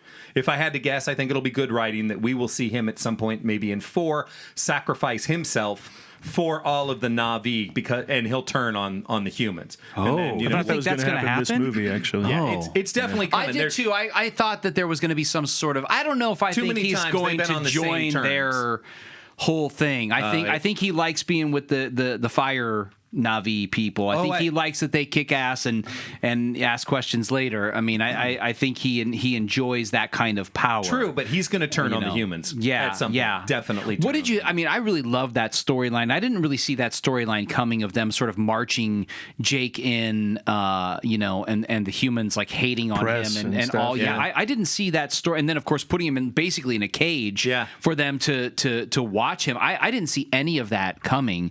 What did you think about that as a storyline or a story element? I thought it was great. There was not a lot of human in this there's not a lot of humanity in all these movies. Right, so to see that many humans in a sort of a human thing, we know all about crazy, press events with paparazzi and all that kind of stuff. And to see that there was like, oh, this is kind of what must be going on Earth. Yeah. Still the same nonsense. Yeah. Yeah. But one of the moments we just never go there. That I really loved, that very much stood out to me, and we had talked about this before, but Quaritch, after he brings in Jake Sully, but also brings in all these other the angry Na'vi, the Ash clan, whatever their clan is called, and the general saying, get him out of here. Oh my God, and that him scene. turning to the general and saying, don't be a jackass, take the win. And then he steps forward, he's like, we got a mission accomplished, and the entire crowd cheers instantly on his side. Yeah. And he's like, no, the general is not going to forget that. I also like though that she does. Yeah. She turns and goes,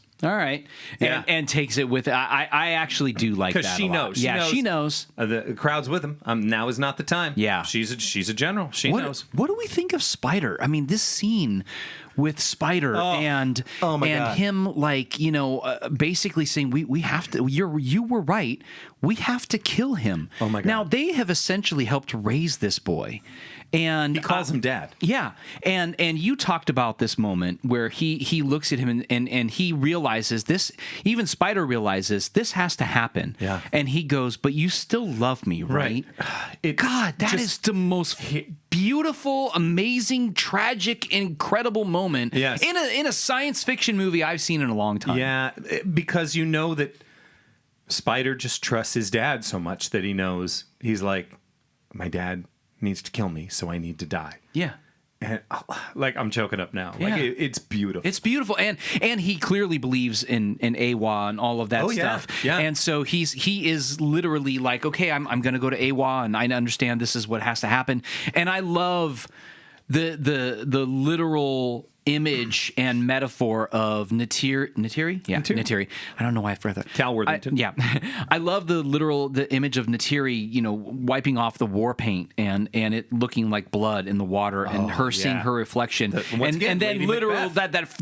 that metaphor of like the blood is on your hands, and he has taken Spider to go kill him, it's such and a hard sequence. and now she's like, what, and she just has an awakening. It's not even a realization, it's an awakening. And she just goes, and then again, I love that But it's also her dropping the racism at that point. Of that's what I'm saying. It's an awakening. Yeah. Yes. No, he is my son. Yes. He's a human. Yeah.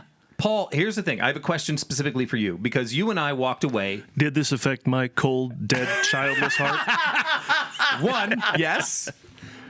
Two, after they say Oklahoma is okay, they finish it with Lahoma, Oklahoma? yes, exactly. See, Right. you get it. That's right. Duet.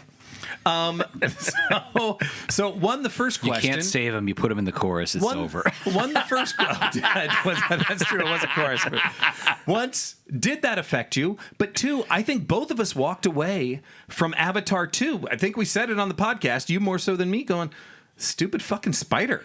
Yeah. He is redeemed in 150%. So if James Cameron is hearing the audience after 1 or after 2, he knows, I will redeem this character in the greatest of ways, where everyone will love him. He's willing to sacrifice himself because he loves his dad, and his dad thinks he needs this to happen. Yeah. Because you can't hate him any longer for saving Quaritch. Yep, that's a good move. Yeah. Yeah. Your thoughts. I'm asking you. No, I agree with everything he said. You've got to. I mean, I'm sure he didn't listen, didn't care, but maybe had a plan overall to say, as much as Spider is a nuisance here, we gotta turn around and make him important, and meaningful and cared about. Yeah. And I think he did that. I think so too. In that moment, excuse me. In that moment too, at that tragic process that they're going through, she runs over and she says, I see you. And I love that phrase. Yeah. That phrase, actually, I think that phrase, and I'm trying to figure out, did that come from Avatar? Because that phrase has actually entered our society. Yeah. People say, I see you. My kids say that all the time, to their friends or, whatever, trying to, it's almost like a compliment, right? Like, right. I see you. I see, like, I see what you're doing. Well, it's interesting. And I'm like, and I just want to say that, like, as this, we always talk about, like, different generations and, like, whatever, but, like, I think that's a beautiful thing. It's funny such because a beautiful thing. I've been saying a variation of that for years, which I get from Pulp Fiction, which is, I hear you. Oh, yeah. Samuel L. Jackson always says, I hear you. Yeah. Or John Travolta will say it back, but I hear you. And it's just like for me, it's become not just, I hear what you're saying, but also I hear you as in I really do am listening, and I do hear what you're saying. Well, I remember when they first said it in the first Avatar, I heard that it was, and you can call this either too on the nose or a clever nod, a Native American greeting. Oh, I didn't know that. Well, that makes sense. Which I wouldn't. And it's beautiful. It's beautiful. And if it has completely become a part of our normal culture, kudos to that. It's so beautiful. I am also going to say, that was powerful. But the Quaritch and Varang finally saying to him after he says, "I'll give you guns. I will. You will get to rule like you've never ruled before because I'm your equal." And that's what you've been looking for. And that look on her face, you can see her thirsting for what he is. She is tasting looking forward to all of this. And then she says, "I see you." And his response, "You're goddamn right." Which is some Walter White stuff. Oh, I loved it. And by the way, this man, isn't he like 71? I don't know. Stephen Lang? Stephen Lang? Yeah. Good question. Because, if you look at him on interviews, he's... How old is Stephen Lang? We're asking... Please hold. Robots. No. 73. 73 years old. The guy works out like every day. It's fantastic. I mean, he and I loved his. They had like an interview thing with it. You know, one of those things where they like, oh, they go to your house and they're like, hey, you know, we're going to spend the day with it. You know, and he starts it out with like, you know, he works out every day. He just sees that as part of his job as an actor. Yes, he does. And I mean, I know a lot of actors do that, and a lot of actors say that. And of course, when you get to, you know, those certain levels of income, you can, you know, you've got dietitians and whatever. You know, there's a little help there, but he does a great job, and he looks amazing, and he has all this energy, and he's doing all this stuff. He's 73? Sigourney Weaver's what, 71, 72 now? I mean, what? And these people are running around doing all of this stuff, holding their breath for like 6 minutes. What is happening? I'll tell you what else. Watch any interview with Stephen Lang, and Stephen Lang is not Quaritch.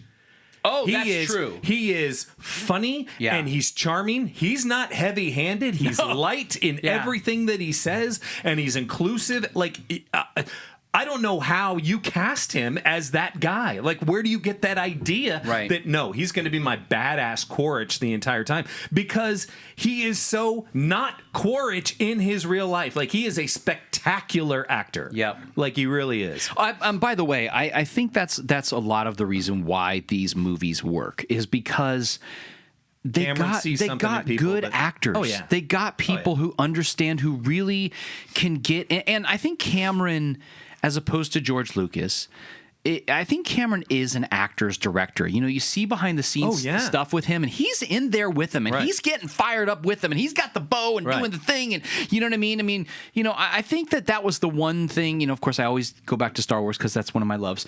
But, you know, I go back to those movies, and I go, that's the one thing that was missing from so many, especially the prequels, is that actor's director. Yeah. That sense of like someone who really understands, okay, I know we're in green screen land. I know everything's bright and all of this stuff.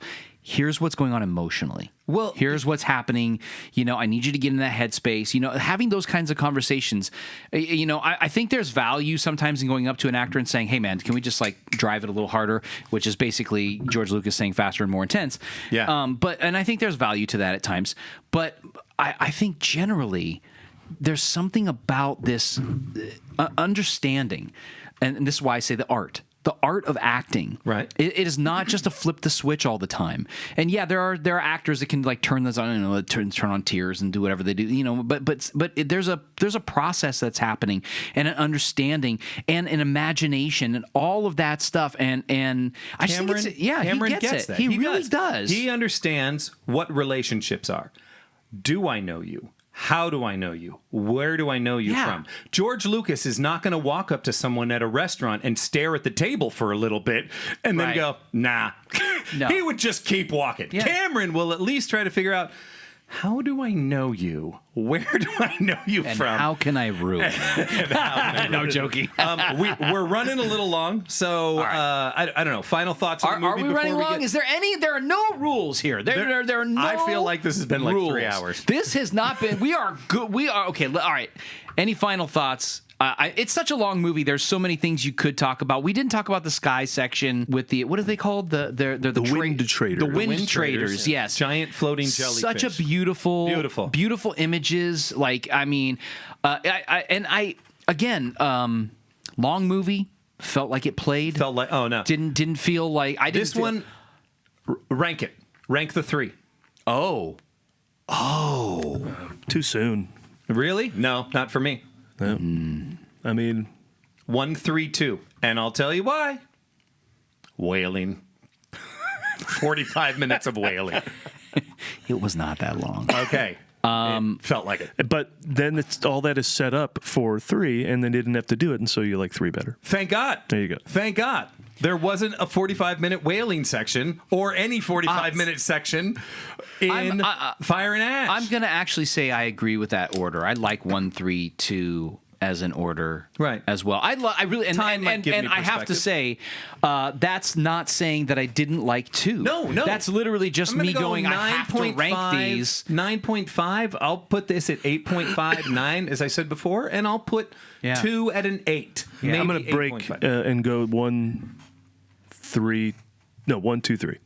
Oh. Because I wish, when we're introducing the Ash people, I wish we went to their land. Instead, the battle takes place where we saw it take place in 2. So that not being fresh, being, again, a small thing to pick. Interesting. But that would make it less than the other one. I think the sequels are pretty much dead on the same, with the first one being just so groundbreaking, it puts it at the top. Wow. You're going to love then, because all of Avatar 4 takes place in someone's colon. Oh my God! Here we Vomit go. and poop. Vomit. Oh my God! Oh my God! All right, are we ready for some fun facts? Yeah. Although I'm not gonna lie, I feel like there's more to talk about with the movie. But we could do a couple episodes on this. I just want to. I want to talk a little bit more about the marriage of things in this. How they made this movie, because again, this goes back to the art, the development of. If you go back and you look at the behind the scenes on the first Avatar, things were really bare. They were really developing this performance capture process and really getting clear. They got and then second one introduced the new element, which is water and all that stuff, right? And by this one, they have found ways to they're doing motion capture with other. You said motion. Ding, ding, ding, ding, ding. So let's pull out another letter. This one. That's because this is actual motion capture. Tracy in Terre Haute, Indiana. What does she say, Paul? This is What's her question? Son of a bitch, Tracy. Do you have husband? and help. I want one. What she is speaking in more broken English in Terre Haute than Sabrina That's just lack of Samantha in education. She just Bulgaria. got back from Bulgaria. She traveled there. Every time she comes back, her accent is thicker. Let's not get into it. The point is this. This one is a little bit more motion capture because I want to talk about one of the things I got to do Sam Jackson. Say motion capture again. Say it again. motion capture. Like Fatty Arbuckle. No, oh jeez. They built the oh jeez. All right, we'll let just you can. I'm good. Keep going. I love it. was No, a you great keep it line. going. It was a good line. Go ahead. I'm sorry. No, Go no, ahead. no. There's no sorry. There's no rules. They built the bird creature, whatever that what's the name of the bad? The Banshee or Yeah. Varang's. They built that out, like the wings and stuff. Oh, yeah. And that's why I say that is more motion capture to me. Although I guess you could say there is still performance because they're still puppeteers. Oh, yeah, because it's a gimbal. They It's a built riding but gimbal. it's not just a gimbal. They built the wings. Yeah. And so that they could get that flow. Okay. That is more organic. They even like the way when they ride these things. That's why they build them out so that they can get that. They can do motion capture on the whatever the fake creature that they've made. But I find that kind of artistry and craftsmanship.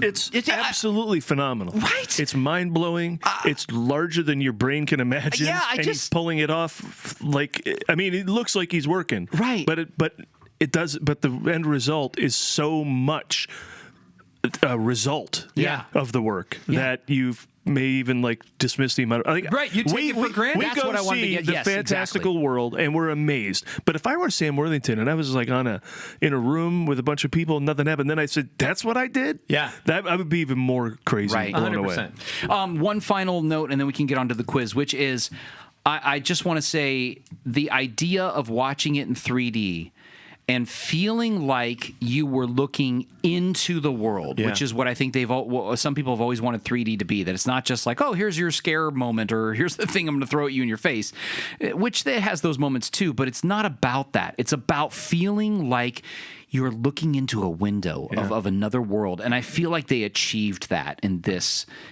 film, and that makes me so happy. Here. And I have to say, even if we take all the tech elements out of praising James Cameron, he's just a good director. I agree. And that he doesn't do a lot of hacky stuff. No. He does. You talk I about would love things, to see him direct a play. Yeah. I would absolutely go see. Mike Nichols did plays on Broadway. He did Sam Spamalot. Mendes came from there. Yeah. Right. It's like James Cameron is of that ilk. I don't know if he's ever done one. I don't think he has. I feel like he would come in and be like, okay, what can we do that's so different? Okay, yeah. maybe the audience needs to float or something. Or we're going to do the schedule for 2 entire years of show rehearsal. in the dark. They're not going to see anything you do. Right. I don't know. Yeah. Anyway. Yeah. All right. On to, is this the quiz? Oh, and I just want to say, because we talked one last second about the window to the world, I do enjoy his quote as much as I disagree with it about not using high frame rate, which would be 48 frames per second. We didn't actually discuss that, as opposed to 24, which most film is shot at. Covered that last time, but if you're not listening to the last one. Where I think it's distracting, I think it looks like Myst or Fortnite more than a movie. But he says, I think 2.3 billion says you might be wrong on that. Well, that's my argument from authority. But the argument from artistic is, I happen to like it and it's my movie. Yeah. I love that. Well, and I really do love that. You love your movie. You enjoy. Right. You should love your movie. He does. Yeah. This film I've been working on for the past year, where we're just starting to get into some festivals I'm very excited about, and it's starting to get out there, and we're finishing up certain things, and I mean, I'm the editor. I've seen it a bunch of times, and actually, I have to say, I still enjoy watching the movie, but I think that is good. Like, you should still enjoy your movie even after you've seen it so many times. Hopefully, because hopefully you've made something that you care about and means something. And so, anyway, that's a great point. The question I would ask is, how many chickens would it take to take down an elephant? 6. Really? Yeah. I feel like it'd be several, maybe 1,000. No, 6. You just need to get his eyes. Right. Get Does that a trunk. chicken know to get its eye? Well, yeah, they're smart. No, they're not. All right, let's go on to fun. There's a guy out there. You got to search for a guy who is into your dumb ass stuff. He's made videos of like 1,000,000 Kermits versus 1,000 T-Rexes. Oh. And they attack each other on a field of battle. I think it would take more than 1,000,000 Kermits to take out 1,000 T-Rexes. Maybe 1,000,000 Kermits could take out one T-Rex. You have to tune in to find out. Yeah, there you go. But apparently there are numerous battles like this that if you have to go down that wormhole, or he's used computer animation to just create these battles. God. 1,000,000 Kermits. Oh my God! Here we versus a T-Rex. I'm just making I like that we were going to stop talking about Avatar, but we're talking. Let me say one more thing about what you were just talking about.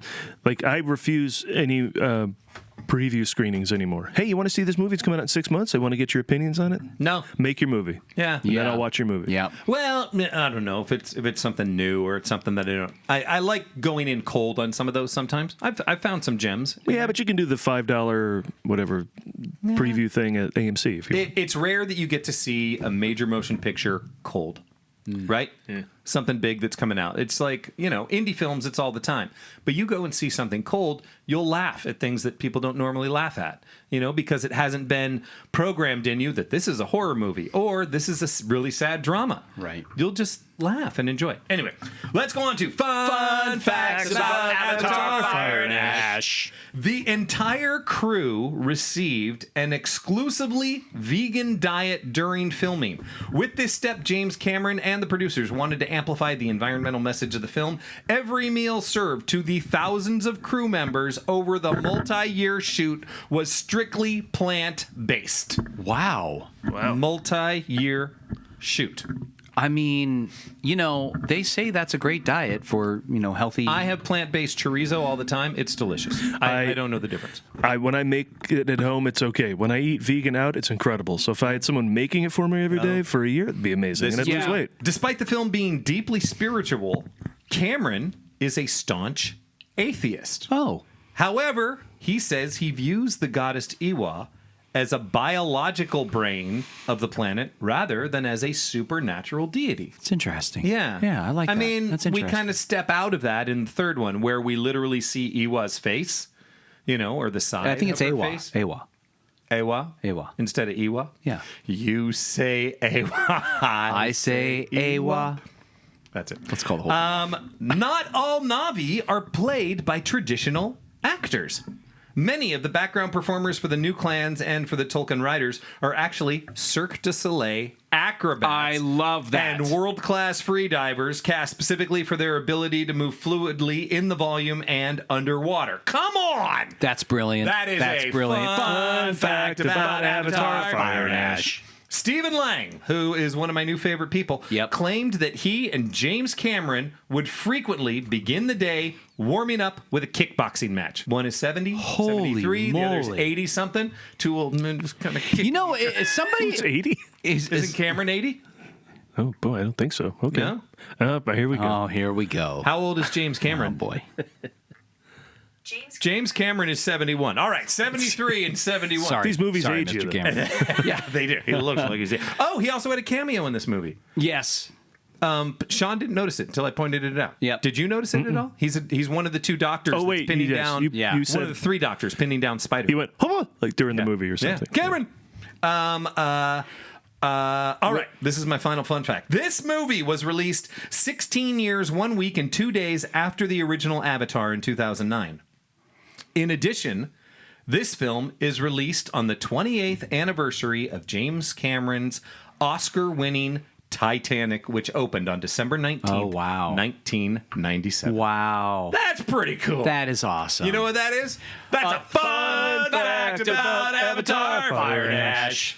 All right. In the previous episode, we had talked about, hey, you know what? What if we just made a quiz that ChatGPT came up with the funny for?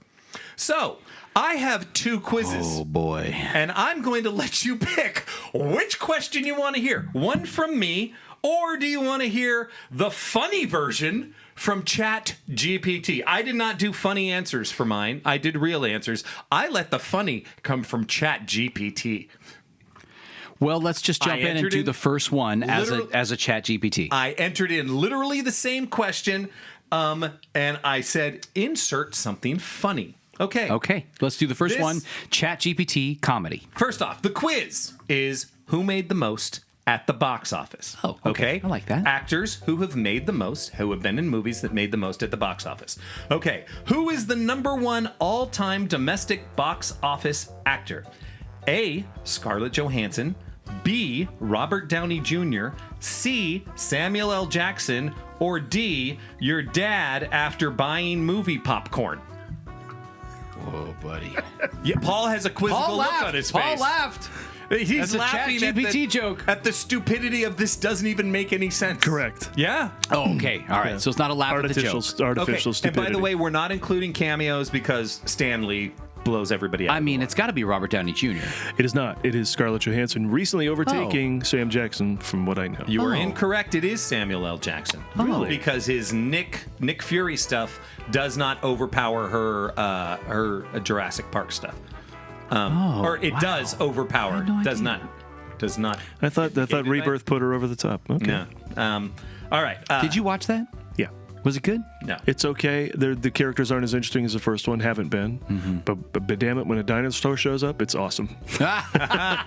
It's just great. I love that. T-Rex I love specifically. That. All right. Yeah. Now, once again, I'm going to give you the comedy version of this one.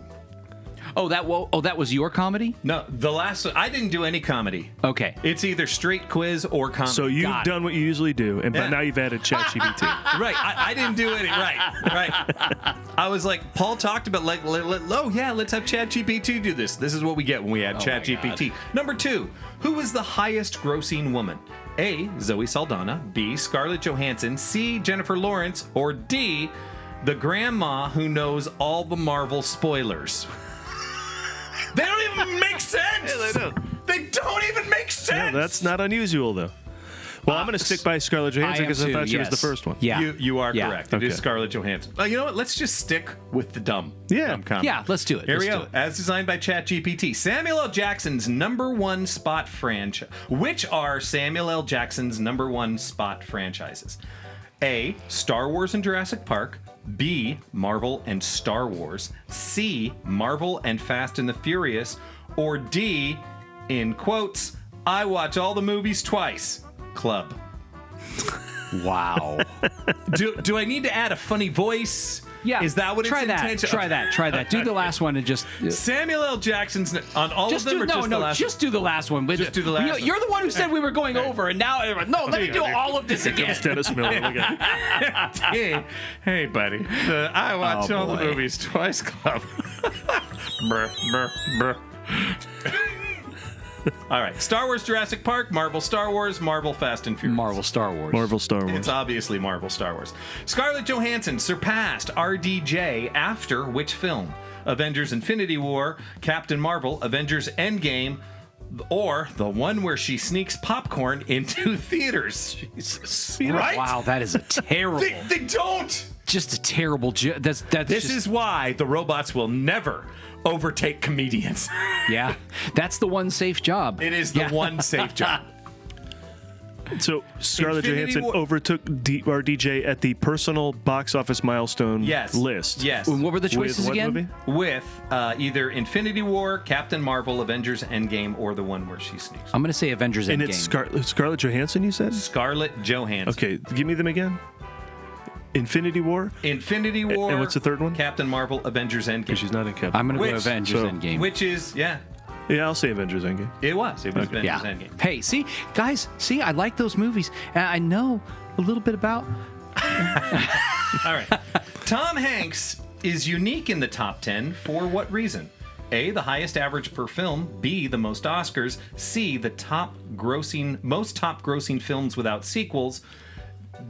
D, most voice revenue, or E, his secret role as a popcorn taste tester. Good God. What is up with this and it's popcorn? Well, because clearly it has put together that when we talk about movies, We talk about talk popcorn. about popcorn. Popcorn, yeah. Yeah. I'm going to go with the sequels thing because that's the first thing I thought of when you said it. Wait, what were the choices again? This has 4 because it had my real one and then Oh, I just okay, threw in okay. the other one, which I guess I have for the rest of these. I didn't pull one out. Highest average per film, most Oscars, top grossing movie films without sequels, or most voice revenue. As in Toy Story. Most movies without sequels. Yeah, Still I'll just my go with guess. Paul. You are correct. Yeah, It's yeah. most movies without sequels. Harrison Ford's total is driven by 80s blockbusters, 70s and 80s franchise dominance, 1990s dramas, or flying planes in his backyard. 70s and 80s franchise. yes. It is 70s and 80s franchises. Number 7. Who It's drops? not Random Hearts No. and whatever other No. drama. Number 7. Which actor's rankings would drop most if ensemble films were excluded? A. Tom Cruise. B. Will Smith. C. Chris Evans. Or D. The neighbor who only sees cameos. Jeez Louise. It's Chris Evans. Chris Evans. Because, that leaves like Gifted, Yeah. Knives Out. And Yeah. Knives Out. You are He correct. is great in Knives Out. He is really great in Knives Out. great in Knives Out. Okay, which actor entered the domestic top 10 without ever headlining a solo superhero movie? Oh. A. Don Cheadle. B. Bradley Cooper. C. Mark Ruffalo. Or E. The raccoon from Guardians. Who the first? Oh, wait, no, I got it. Don Okay, I'm going to Cheadle? say it's Bradley Cooper. Yeah, I agree with that. It is correct. You are correct. Yeah, he's- Bradley Cooper. Sean, you're good at this one. Or are you just agreeing with everything Paul said? No, I've said some. Oh, I've okay. said some All right, things. I all said right. the thing about Endgame. That was all my thought. Which actor reached 4 billion domestically with the fewest theatrical releases? Oh.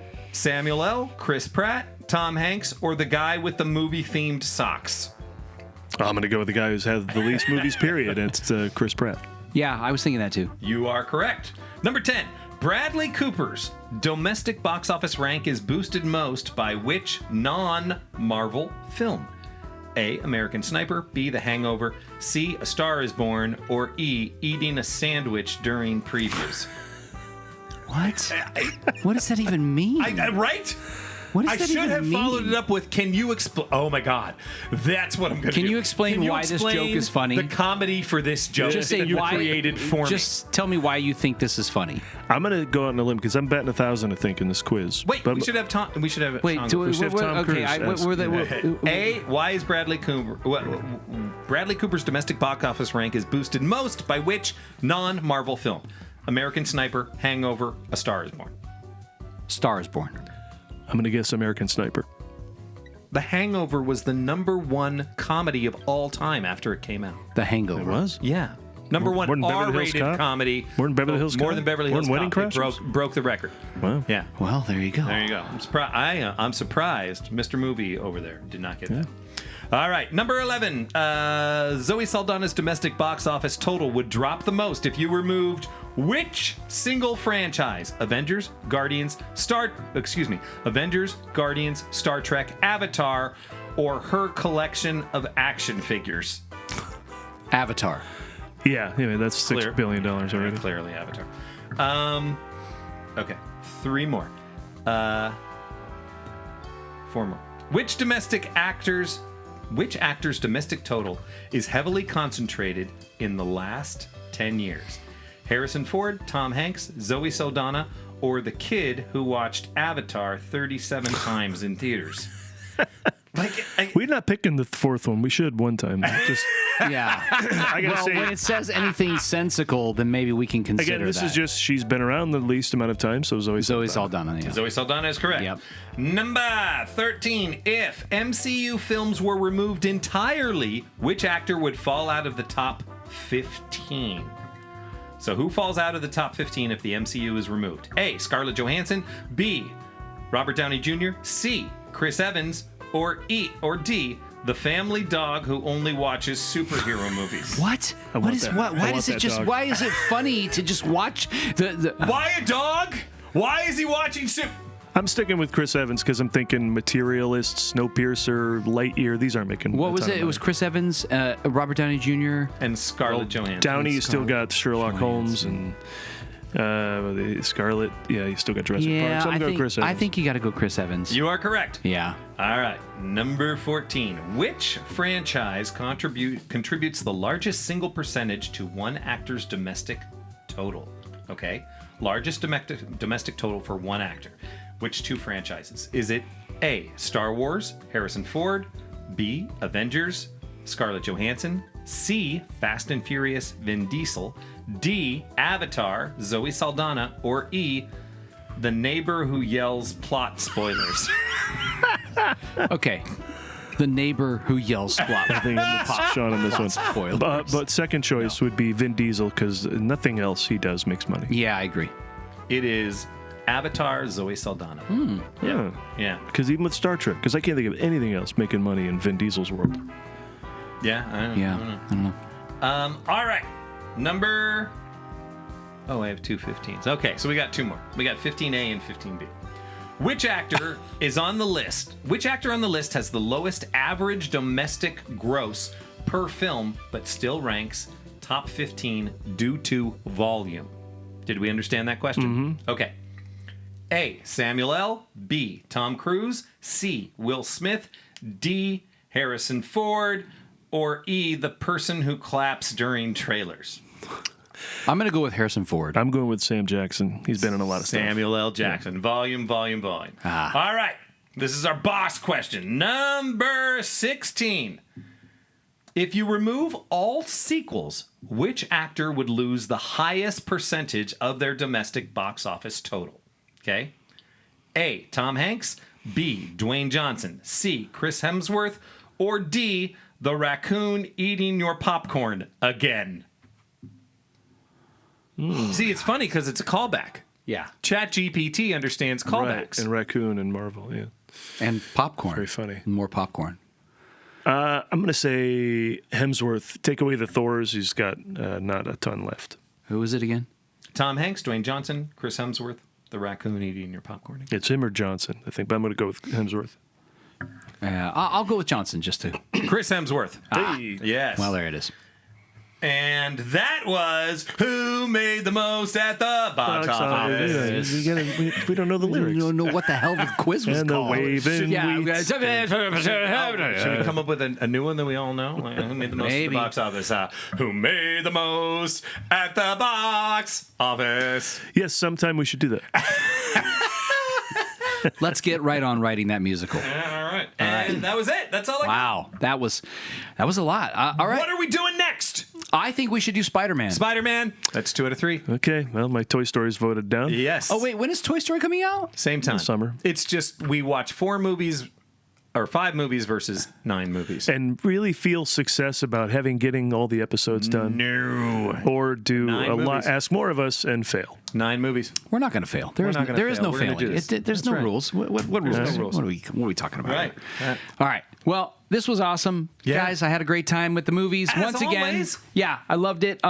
You can check us out on all the socials at the Countdown Movie Show. Right, we're on all those: Facebook, Instagram, X. Are there any others, Paul? You manage Blue Sky, yeah. Justin. Oh, Blue Sky. All right. And if you're having a hard time finding us, you can just type in thecountdownmovieshow.com or countdownmovieshow.com. That'll take you to our YouTube webpage, so you can enjoy our episodes there.